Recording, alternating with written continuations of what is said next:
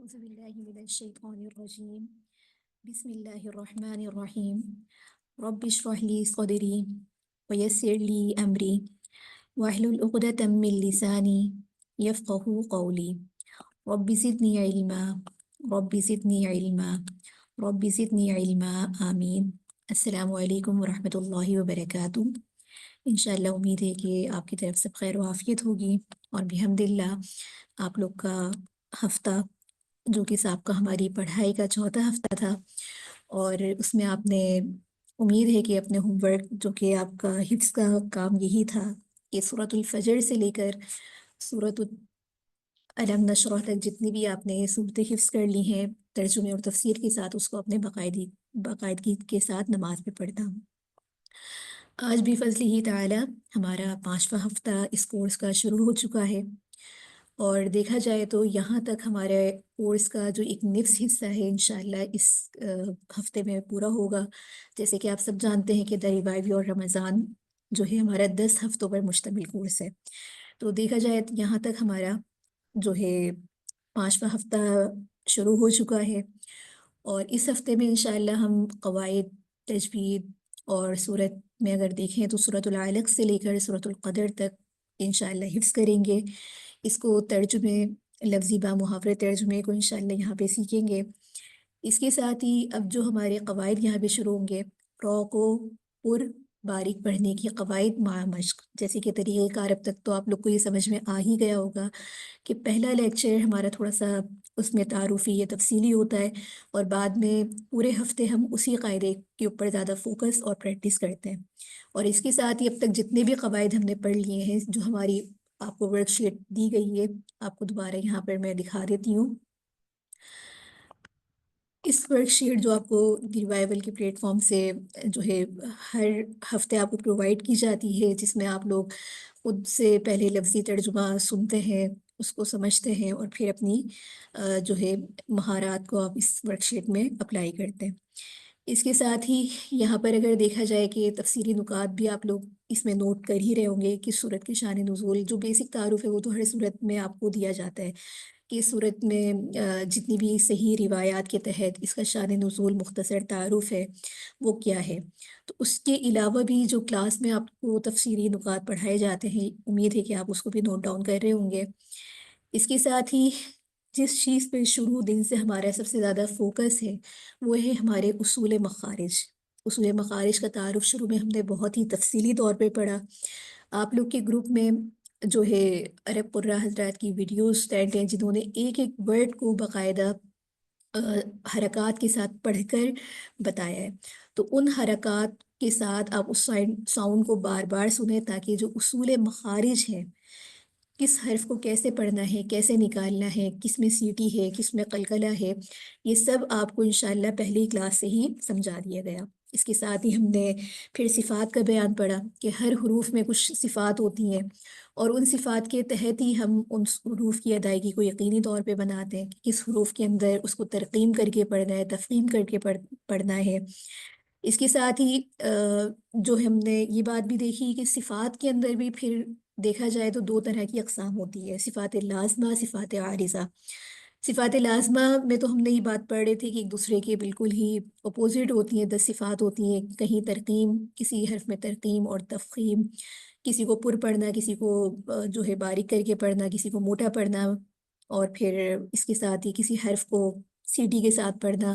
کوئی حروف منہ میں ادا ہوتا ہے. تو یہ سب ہم نے صفات لازمہ میں پڑھی تھی، جو کہ صفات لازمہ میں ایک بات شروع سے ہر بار آپ کو بتائی جاتی ہے، اور انشاءاللہ امید ہے کہ اب تو آپ کو یاد بھی ہو گیا ہوگا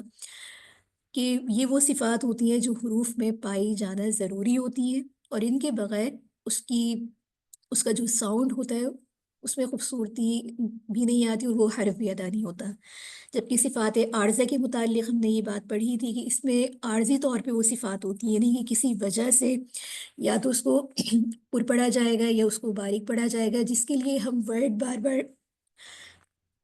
جو استعمال کرتے ہیں تفخیم اور ترقیق، یعنی کہ اس کو پر یا باریک پڑھنا، یا اس کو جو ہے حروف میں پر پڑھا جا رہا ہے تو اس کی کچھ وجوہات ہوں گی، یعنی کہ را اگر آج ہم دیکھیں اس پوری کلاس کے اندر یہ پوری تمہید اس لیے باندھی جا رہی ہے کہ اب یہ جو قاعدے قواعد اسٹارٹ ہو رہے ہیں، اور اس میں جب آپ لوگ قرآن کریم حفظ کی آیات سنا رہے ہوتے ہیں تو اس میں ہماری طالبات اس چیز میں فرق نہیں کر پا رہی ہوتی کہ را تو ہمیں پتہ ہے کہ مسوڑوں والے حرف میں سے ہے، لیکن کب اس کو پر پڑھنا ہے، کب اس کو باریک پڑھنا ہے، تفخیم اور ترقیم ہمیں نہیں سمجھ میں آتا۔ تو یہ وہی صفات عارضہ ہیں جس میں کوئی ایسا عارضہ پایا جاتا ہے، کوئی ایسی اسپیشلٹی پائی جاتی ہے جس کی وجہ سے اس ورڈ کی جو حرکات ہے یا اس کو پڑھنے کا طریقہ ہے، اس کی صفت ہے، وہ چینج ہو جاتی ہے۔ اور ان میں سے ہم نے را کے قواعد تھے، لفظ اللہ اللہم کے قاعدے تھے، اور اس کے ساتھ ہی ہم نے یہ بھی بات آپ کو بتائی تھی کہ جب آپ اس کو عملی طور پہ پریکٹس کریں گے، جیسے کہ نون ساکن تنوین کے قواعد بھی انشاءاللہ ہمارے کورس میں شامل ہیں، تو آپ کو یہ باتیں سمجھ میں آئیں گی کہ حروف تو ایک ہی، لیکن وہاں پہ غنہ کرنا ہے یا نہیں کرنا، وہاں پہ اس کو کب موٹا پڑھنا ہے یا نہیں پڑھنا، ان کو پھر آپ باقاعدہ رولز کی تحت سیکھیں گے۔ تو انشاءاللہ آج ہمارا جو تعارف ہے کلاس میں را کے قاعدوں سے متعلق، وہ اسی بات کی تمہید کا ایک حصہ تھا ہمارا۔ آج کی کلاس میں سب سے پہلے آپ کو ایک شارٹ ویڈیو ایمن سدیس صاحب کی سنائی جائے گی، اور اس سے قبل ایک جو ہے تعارف را کے بارے میں پیش کیا جائے گا۔ تعارف میں ہمیشہ آپ کو یہ بات کہتی ہوں کہ آپ صرف پوائنٹ لکھیں، فوکس کریں، اور جب ان قاعدوں کو سننے کے بعد آپ آیات پر اپلائی کریں گے، اس کے بعد آپ کو یہ زیادہ سمجھ میں آئے گا۔ آپ کو گروپ میں را سے متعلق ایک بیسک تعارف بھی بھیجا گیا ہے، اور امید ہے کہ وہ آپ کو بہت ہی بیسک ہے اور بہت ہی مختصر بھی ہے، وہ آپ کو سمجھ میں آیا ہوگا۔ اچھا، اسی را کے قاعدوں کو اگر میں ایک سمیٹ کر آپ کو ایک سمری بتاؤں تو یہ قاعدے اتنے مشکل نہیں ہیں۔ اس میں شروع میں ہم نے جو پوائنٹ یاد رکھنے والے ہیں ہمارے تجوید کے، اس کے اعتبار سے دیکھیے تو یہ قاعدے اتنے زیادہ مشکل نہیں ہیں۔ را کو کب ہم نے پر پڑھنا ہے، کب ہم نے باریک پڑھنا ہے، تو اس بارے میں اگر ہم دیکھیں تو را کو جو ہے 13 حالتوں میں موٹا پڑھتے ہیں، پر پڑھتے ہیں، اور یہ میں آپ کو اپنے نوٹس بھی انشاءاللہ جو ان کی پکچر آپ کو سینڈ کر دوں گی، وہاں سے آپ اس کو دیکھ کر اور اس کی مثالیں از خود آپ نے تلاش کر کے اس کو دیکھنا ہے کہ اچھا را یہاں پر کون سی حرکت کی وجہ سے اس کو تفخیم کر کے پڑھا جا رہا ہے، اور کون سی اعراب کی وجہ سے ان کو ترقیق کر کے پڑھا جا رہا ہے۔ جیسے کہ را کے بارے میں ہے کہ را اگر را پر اگر زبر ہو یا اس پہ تشدید نہ ہو تو اس کو پھر پر پڑھا جاتا ہے، جیسے رحیم رحیم۔ اب یہاں پر دیکھیں را پہ زبر آ رہا ہے تو اس لیے ہم اس کو پر پڑھ رہے ہیں، یا قدر قدر، اب یہاں پہ قدر را میں را پہ زبر بھی ہے اور کوئی تشدید نہیں ہے، تو 13 میں سے ایک بات یہ ہمیں سمجھ میں آ گئی کہ ہم نے یہاں پر تفخیم کر کے پڑھنا ہے۔ اسی طریقے سے را پہ اگر پیش ہو اور وہ جو ہے غیر مشدد ہو، را پہ پیش بھی ہو اور غیر مشدد بھی ہو، جیسے کہ اس کی مثال آپ دیکھیے خیرن خیرن۔ اب خیر کے اندر اگر آپ دیکھیں را دو پیش رن پیش آ رہا ہے اور اس پہ تشدید نہیں ہے، غیر مشدد ہے، تو اس وجہ سے یہاں را کو تفخیم کر کے پڑھا جا رہا ہے۔ اسی طریقے سے را کو جو تفخیم کر کے پڑھنے کی حالتیں ہیں، اس میں ایک ہے جو ہے را مفتوحہ ہو، یعنی را پہ زبر ہو اور وہ تشدید بھی ہو، را پہ زبر بھی ہو اور تشدید بھی ہو، جیسے کہ آپ اس کی مثال دیکھیے مر ربک۔ یہ تمام امثال آپ کو وہی بتائی جا رہی ہیں جو کہ آپ صورتوں میں اکثر آپ کے سامنے سے گزری بھی ہیں، آپ نے ماشاءاللہ ان صورتوں کو حفظ بھی کر لیا ہے، تو اس پر فوکس کرنا، اس کو سمجھنا اتنا زیادہ مشکل نہیں ہوگا، ٹھیک ہے۔ اب مر ربکا میں دیکھیے مر ربکا، را پہ زبر بھی ہے اور تشدید بھی ہے،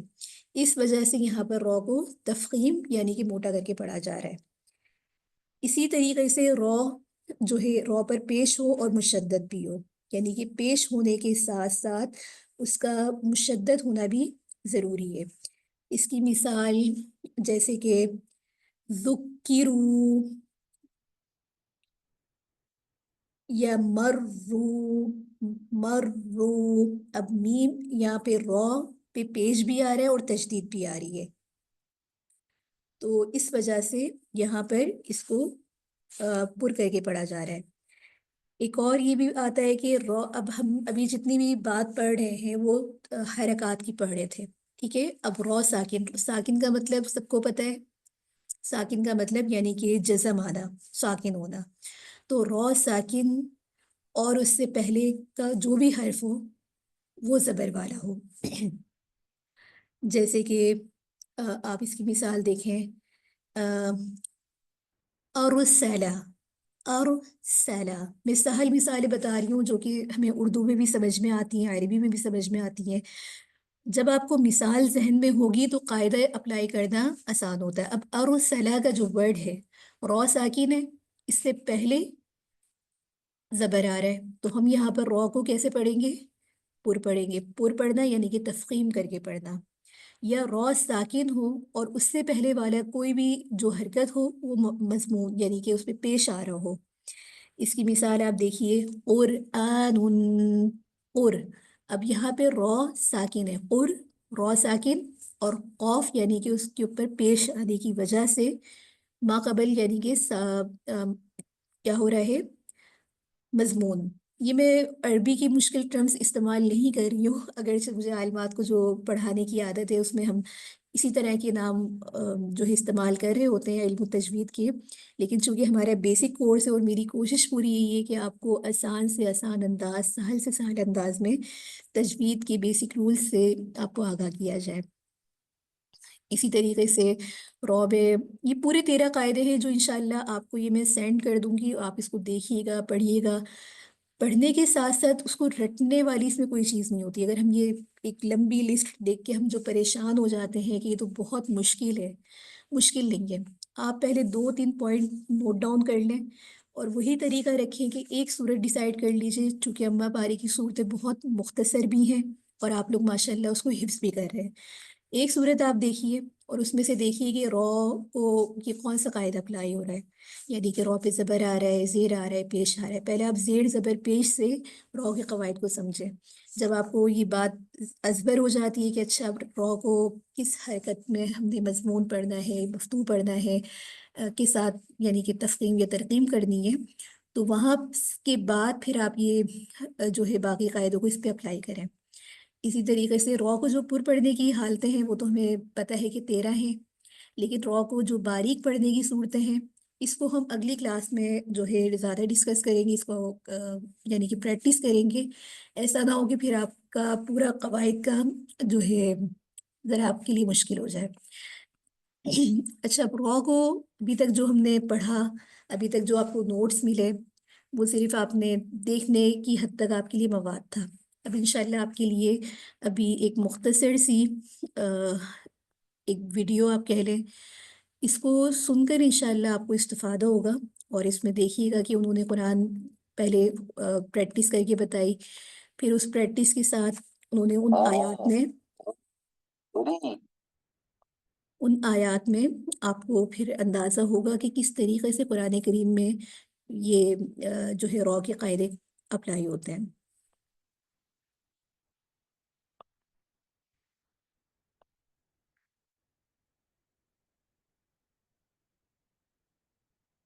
یہ ویڈیو انشاءاللہ آپ کو گروپ میں بھی اس کا لنک سینڈ کیا جائے گا تاکہ آپ اس کو بار بار سنیں اور از خود آپ اس کی مثالوں کو بھی تلاش کریں۔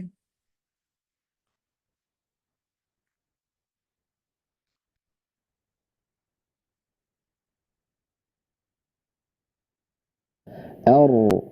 را، عرو، ری، ار،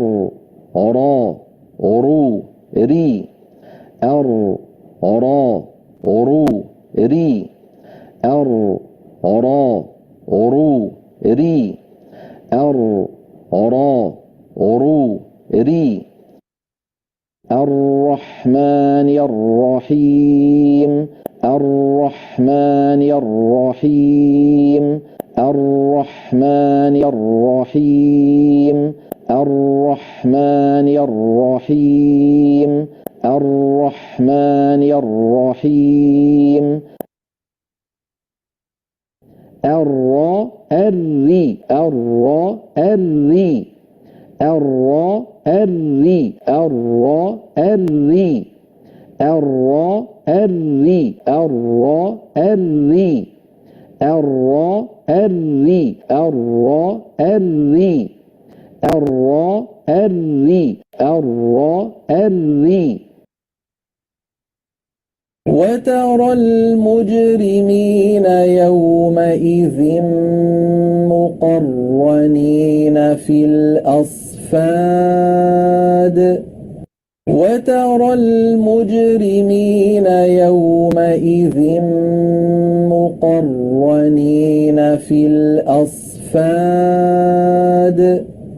وترى المجرمين يومئذ مقرنين في الأصفاد. यहाँ पे अगर आप देखें सबसे पहले हमने कायदा अभी हम रॉ को पुर पढ़ने में मुखफ़म की बात करें वतरल में रॉ पे ज़बर आ रहा है इसलिए इसको पुर पढ़ रहे हैं। एक और कायदा हमने भी साथ में पढ़ा कि रॉ पे रॉ यानी कि ज़बर हो और मुशद्दद भी हो। अब मुक़र्रनीना के अंदर अगर आप देखें कि रॉ पे ज़बर भी आ रहा है और मुशद्दद भी है तो यहाँ रॉ को पुर मुखफ़म पढ़ा जा रहा है।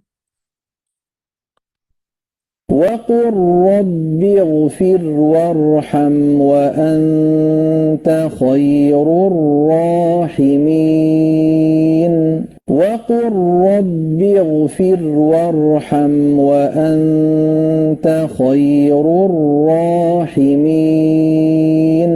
وقل رب اغفر وارحم وأنت خير الراحمين.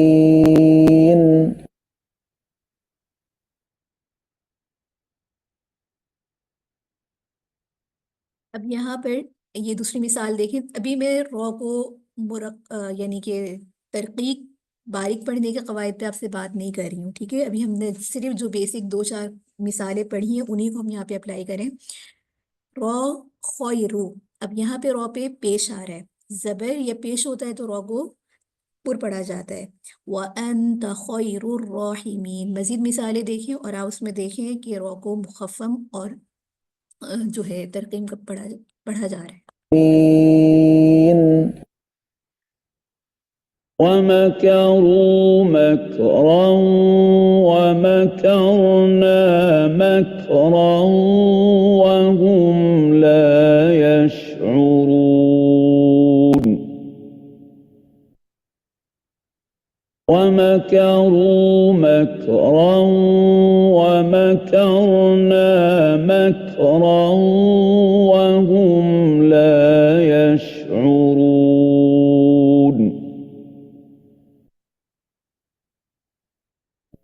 أم أبرموا أمرا فإنا مبرمون أم أبرموا. यहाँ पर एक और कायदा देखिए, अब रोमू ज़बर ज़बर, यानी कि कम से कम इतना हमारे जहन में हो कि हमने रॉ को पुर कहाँ पर पढ़ना है, ये इसको आपने अपने जहन में असबर करना है। रॉ पे ज़बर, पेश वाली मिसाल वो मकरू, यहाँ पर भी ये देखें أبرموا أمرا فإنا مبرمون وإن يروا آية يعرضوا ويقولوا سحر مستمر وإن يروا آية يعرضوا ويقولوا سحر مستمر إنا أرسلنا عليهم ريحا صرصرا في يوم نحس مستمر إنا أرسلنا عليهم ريحا صرصرا في يوم نحس مستمر وَلَقَدْ يَسَّرْنَا الْقُرْآنَ لِلذِّكْرِ فَهَلْ مِن مُّدَّكِرٍ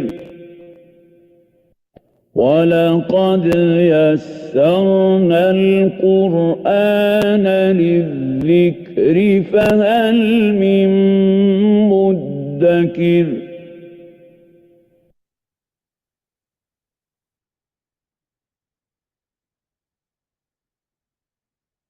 امید ہے کہ یہاں تک جو را کا ایک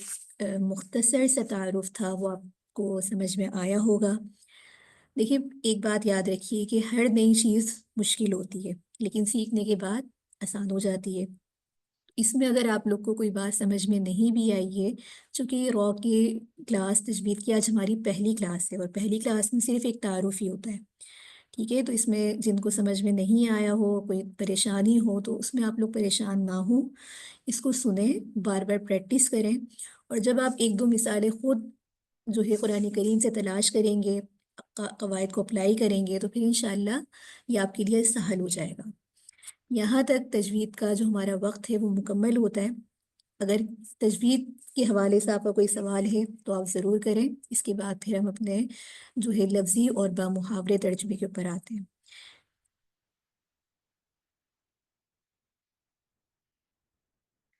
بارک اللہ۔ جی آج ہماری سورۃ العلق کی 1 سے لے کر 10 آیات ہیں انشاءاللہ،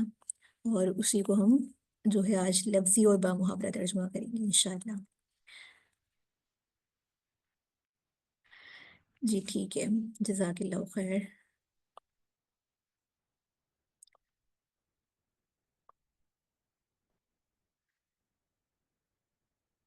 بسم اللہ الرحمن الرحیم۔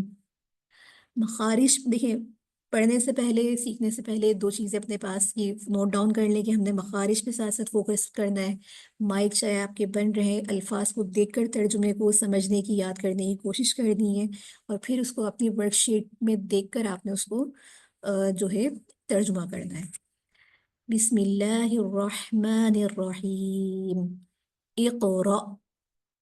اقرأ آپ پڑھیں، اقرأ آپ پڑھیں، بسمی سات نام کے، نام کے ساتھ، بسمی سات نام کے یا نام کے ساتھ، ربکا، ابھی جو را کے قواعد پڑھے ہیں جتنے آپ کو سمجھ میں آئے ہیں اس کو بھی آپ یہاں پہ فوکس کریں کہ را پہ زبر آ رہا ہے، اس لیے اس کو جو ہے پر پڑھا جا رہا ہے۔ اپنے رب کے، ربکا اپنے رب کے، الذی وہ جس نے، خلق، خلق وف خلق پیدا کیا، آپ پڑھیں اپنے رب کے نام سے جس نے پیدا کیا۔ دوبارہ اس کا ترجمہ دیکھیے، آپ پڑھیں اپنے رب کے نام سے جس نے پیدا کیا، خلق اس نے پیدا کیا، انسان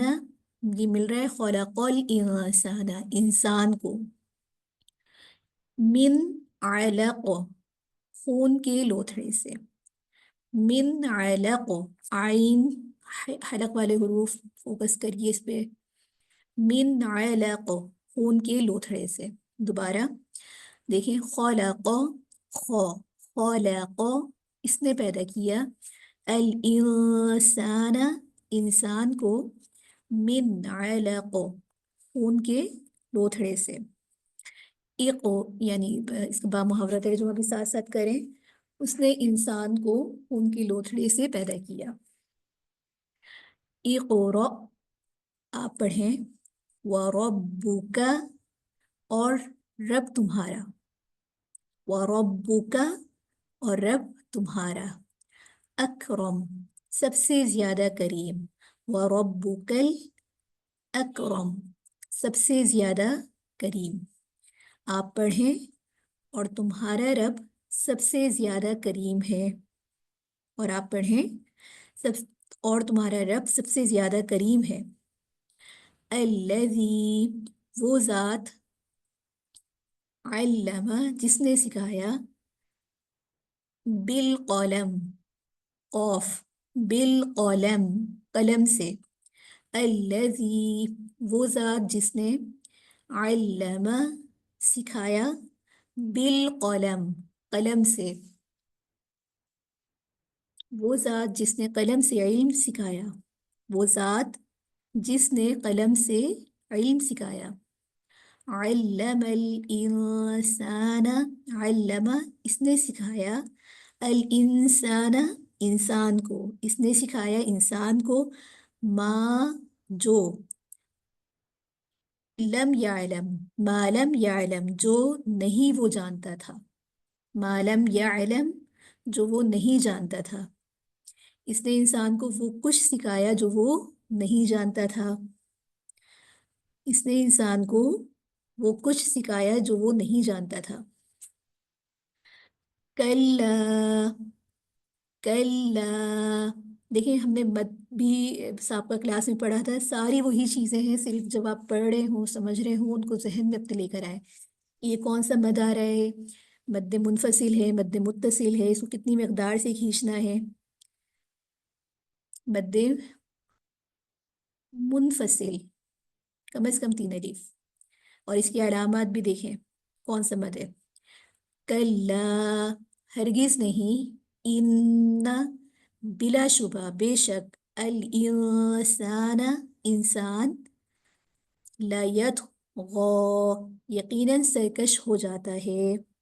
لا یطغی یقیناً سرکش ہو جاتا ہے. ہرگز نہیں، بلا شبہ یقیناً انسان سرکش ہو جاتا ہے. ہرگز نہیں،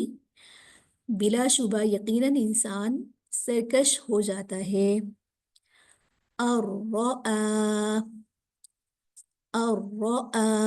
میں رو پہ آپ کو ہاں کے بغیر پڑھ کے بتا رہی ہوں کہ رو پہ زبر بھی ہے اور تشدید بھی ہے، تو اس وجہ سے یہاں پہ رو کو پر پڑھا جا رہا ہے. اور استغنا، ان یہ کہ رآہ وہ دیکھتا ہے اپنے آپ کو، وہ دیکھتا ہے اپنے آپ کو. مستغنا، استغنا مستغنی ہو گیا، کہ وہ مستغنی ہو گیا، کہ وہ اپنے آپ کو دیکھتا ہے کہ وہ مستغنی ہو گیا. با محاورہ ترجمہ کہ وہ اپنے آپ کو دیکھتا ہے کہ وہ مستغنی ہو گیا. ان یقیناً بے شک، الی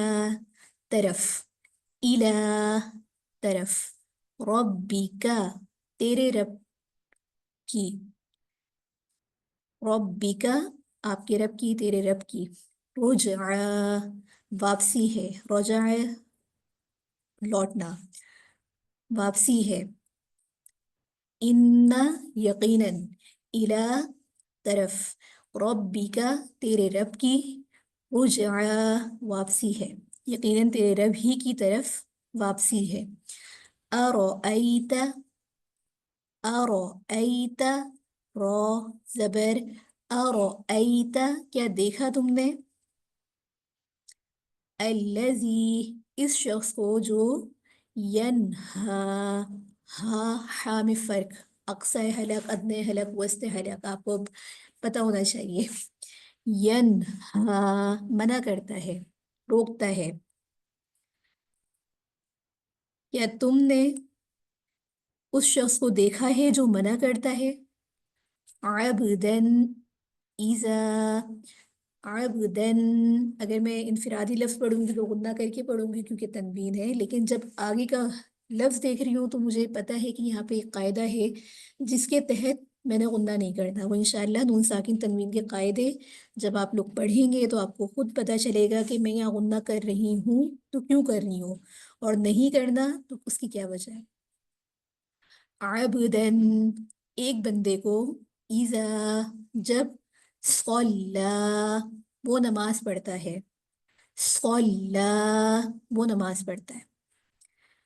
ایک بندے کو جب وہ نماز پڑھتا ہے. پہلی آیت کا ترجمہ آپ کو نوٹ ڈاؤن کر لیا ہوگا. کیا کیا تم نے دیکھا اس شخص کو جو منع کرتا ہے، ایک بندے کو جب وہ نماز پڑھتا ہے. ٹھیک ہے، یہاں آپ لوگ کے پاس جو آپ کو شیٹ بھیجی گئی ہے اس کو دیکھتے ہوئے اب آپ لوگ اس کا جو ہے اس کو لفظی اور بامحاورہ ترجمہ کریں جب تک کے لیے ریکارڈنگ کو روک دیا جاتا ہے۔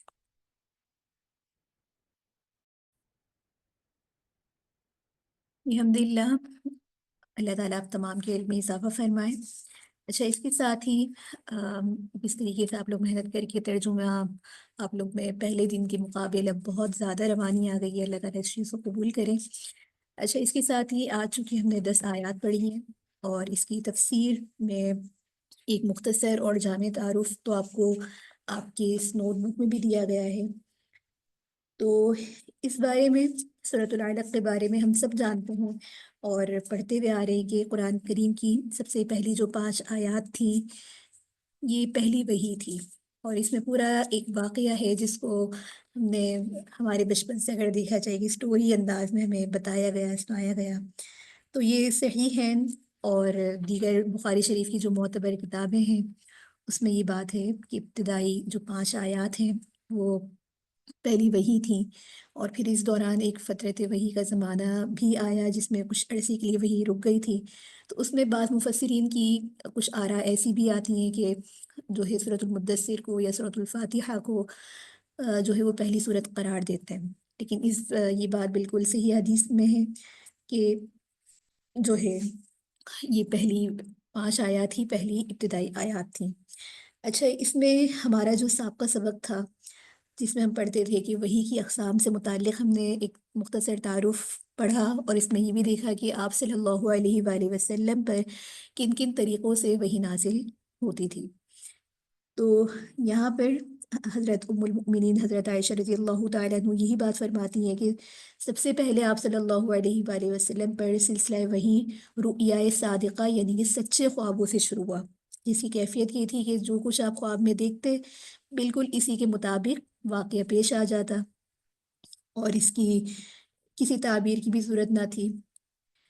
تو اس کے بعد آپ صلی اللہ علیہ وآلہ وسلم کے بارے میں یہ آتا ہے کہ مخلوق سے بالکل یکسوئی اور خلوت سے عبادت کرنے کا جو ہے آپ نے اپنے لیے غار حرا کو منتخب فرمایا۔ یہ سب ایک اللہ کی طرف سے تھا، اور وہاں پر جو ہے روایات میں آتا ہے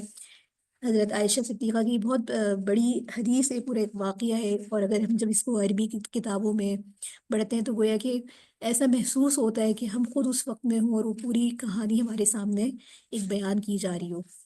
تو حضرت عائشہ صدیقہ یہی فرماتی ہیں کہ وہی آنے کی صورت یہ تھی کہ فرشتہ یعنی کہ جبرائیل امین آپ کے پاس آئے اور آپ سے کہا کہ اقرا یعنی کہ پڑھیں۔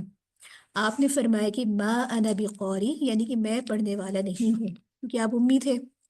تو جبرائیل امین کے قول اقرا سے مراد آپ پر اس وقت واضح نہ تھی کہ کیا پڑھنا ہے، کس طرح پڑھنا ہے، یا کیا چیز ہے، تو آپ نے اپنے امی ہونے کا ان کو عذر پیش کیا۔ تو حضرت صدیقہ فرماتی ہیں کہ اس جواب پر جبرائیل امین نے مجھے اپنے آغوش میں لے کر اتنا دبایا کہ مجھے اس کی تکلیف محسوس ہونے لگی۔ اس کے بعد مجھے چھوڑ دیا، پھر وہی بات کہی اقرا، میں نے پھر وہی جواب دیا کہ میں پڑھنے والا نہیں ہوں۔ حضرت جبرائیل امین نے دوبارہ مجھے اتنا زور سے دبایا کہ تکلیف محسوس ہونے لگی۔ تو 3 مرتبہ کہا جاتا ہے کہ اسی طریقے سے یہ ہوا۔ اس کے بعد آپ نے جب یہی جواب دیا اور پھر ان کو چھوڑا تو پھر یہ پوری 5 آیات نازل ہوئیں، اور جب یہ 5 آیات نازل ہوئیں ان کو لے کر آپ گھر تشریف لائے، آپ کا دل کانپ رہا تھا۔ حضرت خدیجہ کے پاس آ کر یہی بات فرمائی کہ زملونی زملونی کہ مجھے اڑا دو، مجھے ڈھانپ دو۔ یہ پورا واقعہ ہے، پوری وہ کیفیت ہے، اور پھر اس کے بعد ہم نے یہ بات واقعات میں پڑھی کہ آپ کے جو چچا تھے حضرت خدیجہ کے چچا زاد بھائی ورقہ بن نوفل ان کے پاس لے گئی، اگرچہ وہ زمانے جاہلیت میں ہی بت پرستی سے تائب ہو کر نصرانی ہو گئے تھے، کیونکہ اس وقت کا دین حق دین حنیف وہی تھا۔ تو وہ پڑھے لکھے ایک عالم تھے اس وقت کے، عربی زبان تو ان کی مادی زبان تھی، عبرانی اور دیگر زبانوں پہ بھی ان کو اللہ تعالیٰ نے بڑی مہارت دی تھی، لیکن وہ اس وقت کافی بوڑھے ہو چکے تھے۔ تو یہ تمام واقعات کو انہوں نے جب ان کو بتایا، کیفیت بتائی، تو ورقہ بن نوفل یہ سنتے ہی کہا کہ یہ وہی ناموس فرشتہ ہے جو اللہ تعالیٰ نے حضرت موسیٰ علیہ السلام پر اتارا تھا۔ تو آپ کی نبوت کے زمانے میں قوی کاش کہ میں ہوتا، اور اس وقت تک اگر میں زندہ ہوتا تو میں جو ہے جب آپ کی قوم آپ کو وطن سے نکالے گی تو اس پہ آپ کو تعجب ہوا کہ میری قوم مجھے کیوں نکالے گی، تو ورقہ بن نوفل نے انہیں یہی بات بتائی کہ بلا شبہ جب بھی کوئی آدمی پیغام حق یا دین لے کر آتا ہے تو قوم اس کو ستاتی ہے، اس کی مخالفت کرتی ہے۔ اگر میں نے وہ زمانہ، پھر وہی بات بھی انہوں نے کہی کہ اگر میں وہ زمانہ پاؤں گا تو میں انشاءاللہ بھرپور آپ کی حمایت کروں گا، کم و بیش ایسے ہی الفاظ۔ تو لیکن کچھ عرصے کے بعد ہی ان کا انتقال ہو گیا، اور اس میں یہ واقعہ ہے کہ قرآن کی وحی کا جو ایک سلسلہ تھا وہ بھی کچھ رک گیا۔ یہ تمام واقعات بخاری و مسلم شریف کی صحیح حدیث میں موجود ہے، تفسیر مظہری، معارف القرآن اور دیگر کتب میں بھی ہمیں یہ واقعات اسی طرح سے ملتا ہے۔ اچھا، یہاں تفسیری نکات میں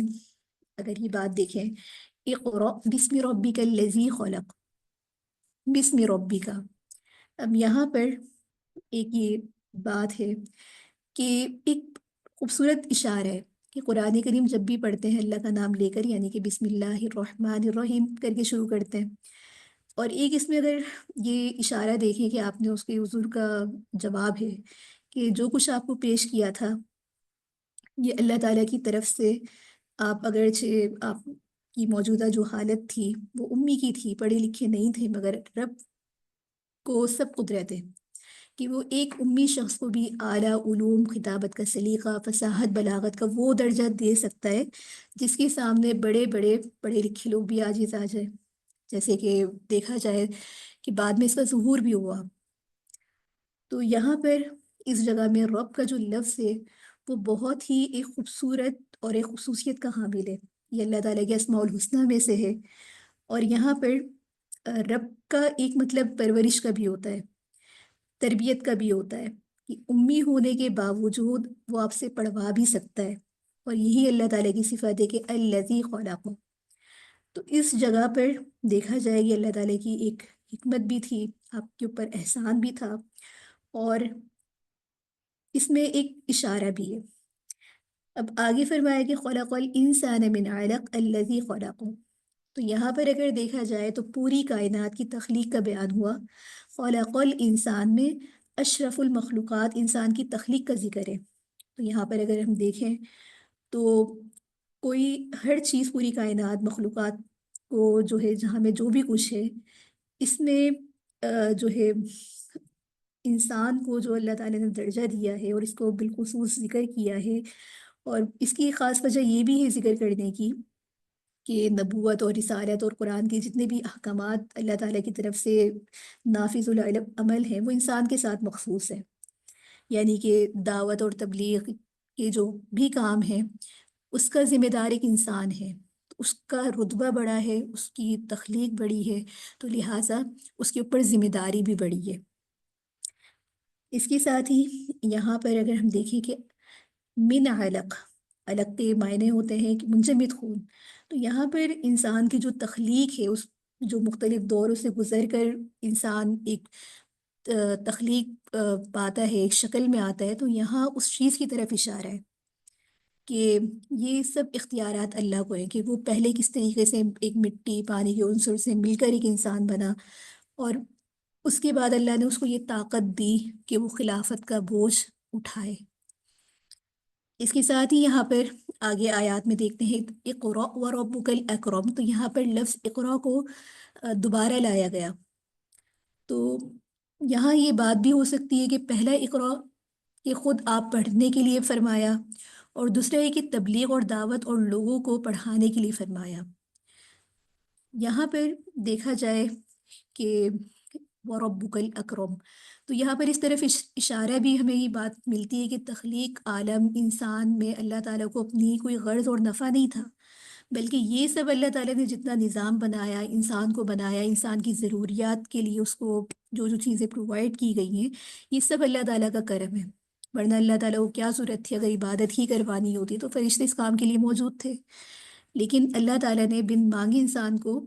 یہ تمام نعمتیں عطا فرمائی۔ اس کے ساتھ ہی آگے فرمایا کہ الذی علم بالقلم، تو یہاں پر تخلیق انسانی کے بعد اس کی تعلیم کا بیان ہے، کیونکہ تعلیم وہ چیز ہے جو انسان کو دوسری تمام حیوانات سے، مخلوقات سے ممتاز کرتی ہیں، اور اسی تعلیم کی بنا پر انسان کو اشرف اور اعلیٰ بناتی ہے۔ پھر یہاں پر دیکھا جائے تو تعلیم کی صورتیں جو ہمارے یہاں عرف میں حاصل کی جاتی ہے وہ دو طرح سے ہوتی ہے، ایک زبانی تعلیم، دوسرا بذریعہ قلم، یعنی کہ خود تحریری طور پر۔ تو ابتدائی صورت میں لفظ اقرا میں اگر دیکھا جائے تو زبانی تعلیم ہی سے ابتدا تھی، لیکن اس آیت میں الذی علم بالقلم، تعلیم کو جو ہے قلم کے ساتھ بتایا۔ تو یہاں ایک بہت ہی خوبصورت بات، اور اس تناظر میں حدیث بھی ہے، حضرت ابو ہریرہ رضی اللہ تعالیٰ عنہ سے صحیح بخاری میں حدیث ہے کہ جس میں آپ صلی اللہ علیہ وآلہ وسلم نے فرمایا کہ اللہ تعالیٰ نے ازل میں جب مخلوق کو پیدا کیا تو اپنی کتاب میں جو عرش پر اللہ تعالیٰ کے پاس محفوظ ہے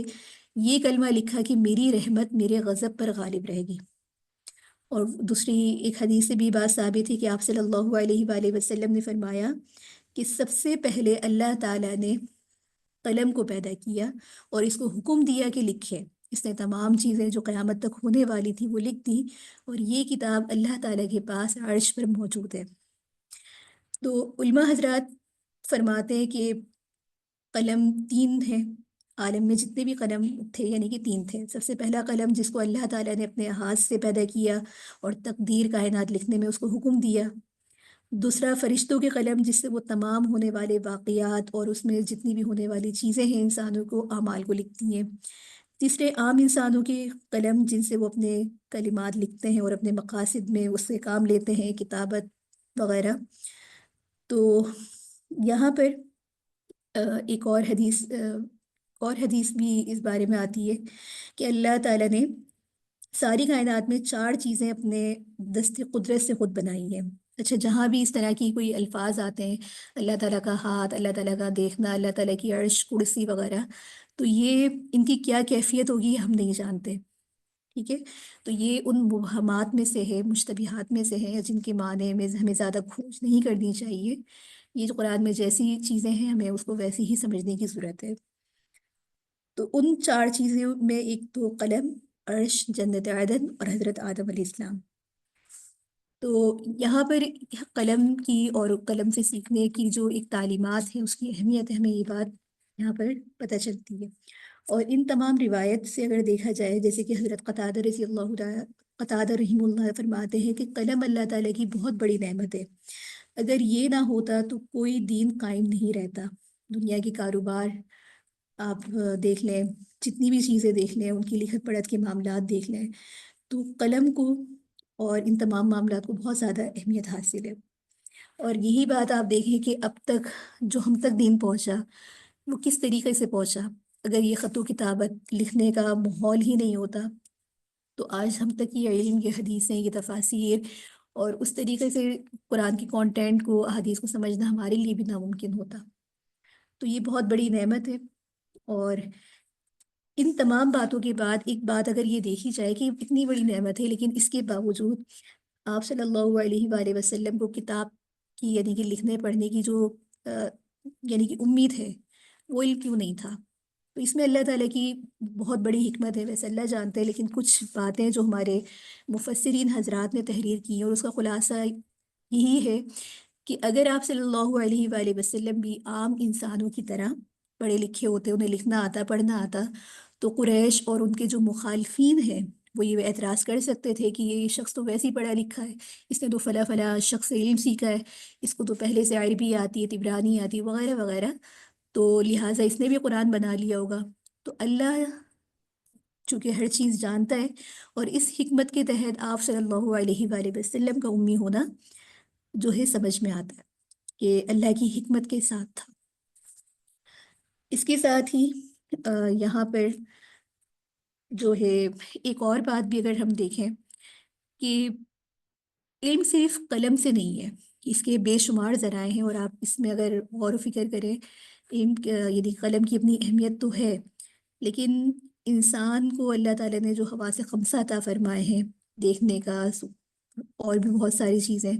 تو یہ اس کا تعلق قلم کی تعلیم میں نہیں ہے۔ ایک مثال سمجھیں کہ یعنی کہ انسان کو اللہ تعالیٰ نے جو کچھ ہنر عطا فرمائے، یہاں پر یہ فرمایا کہ علم الانسان ما لم یعلم، تو اس سے پہلی آیت میں تعلیم کے خاص ذریعے کا ذکر تھا، اور جو عام تعلیم کے ذریعے استعمال ہوتا ہے یعنی کہ قلمی تعلیم، لیکن یہاں پر اللہ تعالیٰ خود انسان کے لیے فرما رہے ہیں کہ اس کو وہ بھی سکھایا جو وہ کچھ نہیں جانتا تھا۔ اور بہت ساری ایسے علوم ہیں، بہت ساری ایسی چیزیں ہیں جو قلم کے علاوہ بھی انسان سیکھ رہا ہوتا ہے۔ اس کے ساتھ ہی یہاں پر کَلَّا إِنَّ الْإِنسَانَ لَيَطْغَىٰ أَن رَآهُ اسْتَغْنَىٰ، یعنی کہ یہاں پر اگر دیکھا جائے اس آیت میں اگرچہ ایک خاص شخص یعنی کہ ابو جہل کی طرف اس کی نسبت ہے کہ جس نے آپ صلی اللہ علیہ وآلہ وسلم کی شان میں گستاخی کی، مگر اس کا جو عنوان ہے آیت وہ عام ہے، جس میں انسانوں کی کمزوری بیان کی گئی ہے کہ جب وہ یہ ہے کہ انسان جب تک دوسروں کا محتاج رہتا ہے تو وہ سیدھا سیدھا چلتا ہے، اور جب اس کو یہ گمان ہونے لگتا ہے کہ وہ کسی کا محتاج نہیں ہے، سب سے بے نیاز ہوں، مجھے کسی کی ضرورت نہیں ہے، تو اس کے نفس کے اندر سرکشی کا عنصر آ جاتا ہے، دوسروں پہ ظلم کرنے کا رجحان آ جاتا ہے۔ جیسے کہ اگر آپ دیکھیں عموماً مالداروں کے اندر یا صاحب اقتدار حکومت والوں کے اندر یا یا ایسے لوگ ہوتے ہیں جن کے پاس خدام کی کثرت ہوتی ہے، تو ان میں اس چیز کا عنصر پایا جاتا ہے، انہیں لگتا ہے کہ ہم تو ہر چیز کر سکتے ہیں، لیکن اللہ تعالیٰ کا جو نظام ہے آگے اس آیت میں خود بتا رہے کہ ان الی ربک رجعا، تو رجوع کے معنی ہوتے ہیں کہ اپنے یعنی کہ سب کو اپنے رب کی طرف لوٹنا ہے۔ اگر ہم اس کے ظاہری معنی مراد لیں تو مرنے کے بعد سب کو اللہ تعالیٰ کی طرف جانا ہے اور اچھے برے اعمال کا حساب دینا ہی ہے، اس وقت جو اس کی سرکشی کے انجام کو وہ دیکھ لے گا۔ اس جملے کے اندر دیکھا جائے تو یہاں پر ایک مغرور انسان کی غرور کا علاج بتایا جا رہا ہے کہ اے احمق انسان، تو اپنے آپ کو سب سے بے نیاز خود مختار سمجھتا ہے، لیکن اگر تو اپنے اوپر غور کرے، اپنی حالت کو دیکھے، تو اپنے آپ کو اپنے رب کا محتاج پائے گا۔ اگر اس نے تجھے کسی انسان کا محتاج بظاہر نہیں بنایا، بظاہر طور پہ ہمیں یہ لگ رہا ہوتا ہے کہ ہم کسی انسان کے محتاج نہیں ہیں، لیکن یہ ایک حقیقت ہے کہ ہم یہ اللہ کا نظام ہے کہ ہم دنیا میں ہیں تو ہم دنیا میں لوگوں کے محتاج ہیں۔ ہمارے پاس ایک جو کھانا آتا ہے، ہم ایک لقمہ بھی کھا رہے ہیں تو وہ بھی کتنی لوگوں کی مشقت اس میں ان کا ایک کنٹریبیوٹ ہوتا ہے، ان کی محنت ہوتی ہے، وہ سب کرنے کے بعد ہم اس کو حاصل کرتے ہیں۔ اسی طریقے سے اگر ہم اپنی روزمرہ کی زندگی کو دیکھیں، بہت سے لوگ اس بات کو کہہ رہے ہوتے ہیں ہم خود مختار ہیں، ایک حد تک ہی انسان خود مختار ہوتا ہے، لیکن اس خود مختاری کے اندر بھی اگر آپ دیکھیں، چاہے مرد ہو یا عورت ہو، اپنی ضروریات کے لیے انسان ایک دوسرے کے محتاج ہوتے ہیں۔ میاں بیوی کا محتاج ایک طریقے سے ہوتا ہے، بیوی بھی شوہر کے بہت سارے کاموں میں اس کی محتاج ہوتی ہے۔ تو یہاں پر یہ انسان کی جو تخلیق ہے یا اس میں جو غرور تکبر ہے، اس چیز کو بتایا جا رہا ہے، اس کا مزاج بتایا جا رہا ہے۔ اس کے ساتھ ہی یہاں یہ قانون بتایا جا رہا ہے کہ ان الی ربک رجعا، یعنی کہ انجام سب کا کیا ہے کہ سب چیزوں کا کچھ بھی ہو اپنے رب کی طرف لوٹ کر جا دیں۔ آگے جو ہماری آیت نمبر 10 تک کی تفسیر ہے، یہ آخر تک کی صورت کو ہماری کور کرے گی، جو انشاءاللہ اگلی کلاس میں۔ مختصر سا اس کا تعارف یہی ہے کہ ارأیت الذی ینہی عبدا اذا صلی، تو اس آیت سے آخر تک صورت میں ایک واقعے کی طرف اشارہ ہے، اور اس کے دوبارہ نکات ہم اگلی کلاس میں دیکھیں گے۔ اور مختصر واقعہ یہی ہے کہ جب آپ صلی اللہ علیہ وآلہ وسلم کو نماز پڑھنے کا حکم دیا اللہ تعالیٰ کی جانب سے، تو آپ نے نماز پڑھنا شروع کی، تو ابو جہل نے آپ کو نماز پڑھنے سے روکا اور دھمکی دی کہ آئندہ نماز پڑھو گے اور سجدہ کرو گے تو معاذ اللہ آپ کی گردن کو پاؤں تلے کچل دیں گے۔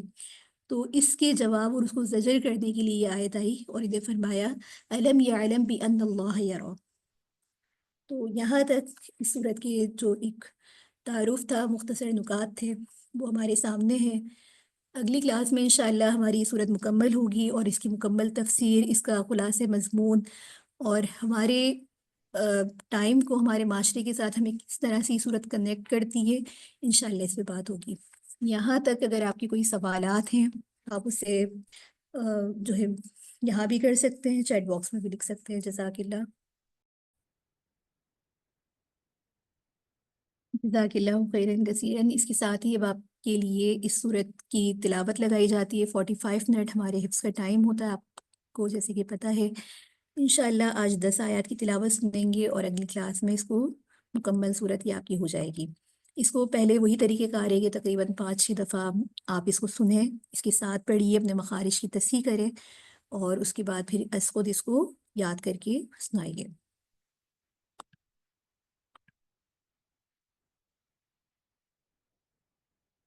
اقرأ باسم ربك الذي خلق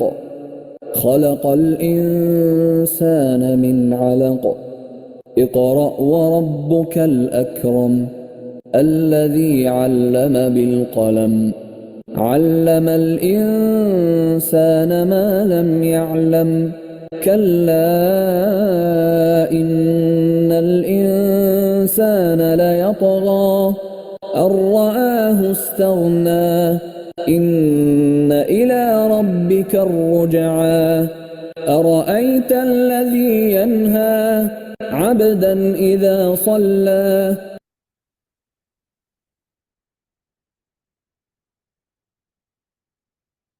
اقرأ باسم ربك الذي خلق خلق الإنسان من علق اقرأ وربك الأكرم الذي علم بالقلم علم الإنسان ما لم يعلم كلا إن الإنسان ليطغى أن رآه استغنى إن إلى ربك الرجعى أرأيت الذي ينهى عبدا إذا صلى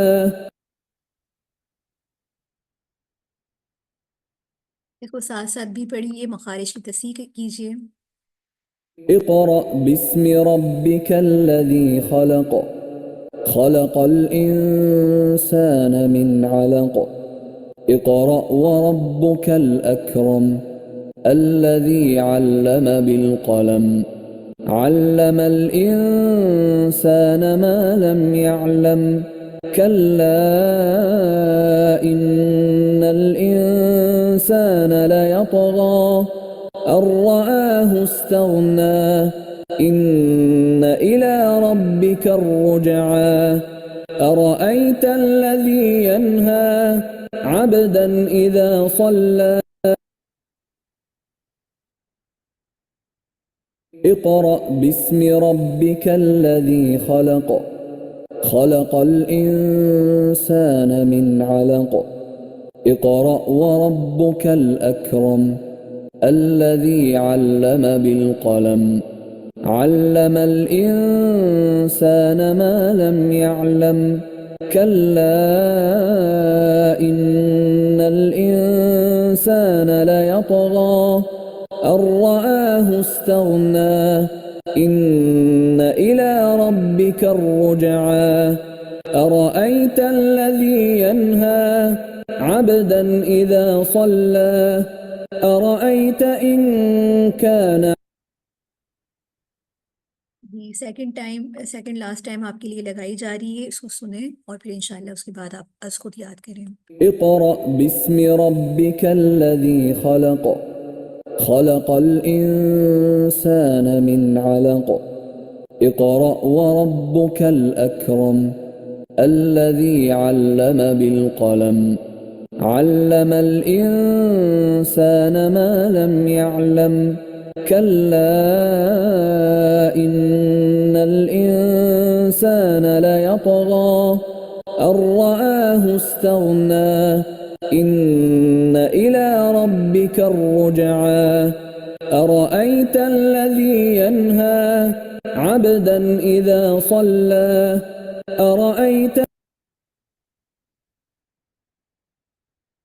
جی حفظ کا ٹائم جیسے کہ آپ کو پتہ ہے ہمارے پاس 45 منٹ کا ٹائم ہے، انشاءاللہ آپ اس کو یاد کریں، ان آیات کو سنائیے جب تک ریکارڈنگ روکی جاتی ہے۔ بیچ میں بھی اگر آپ کو کسی کو کوئی اور صورت بھی ساتھ ساتھ سنانی ہو تو آپ لوگ سنا سکتے ہیں۔ جزاک اللہ خیر۔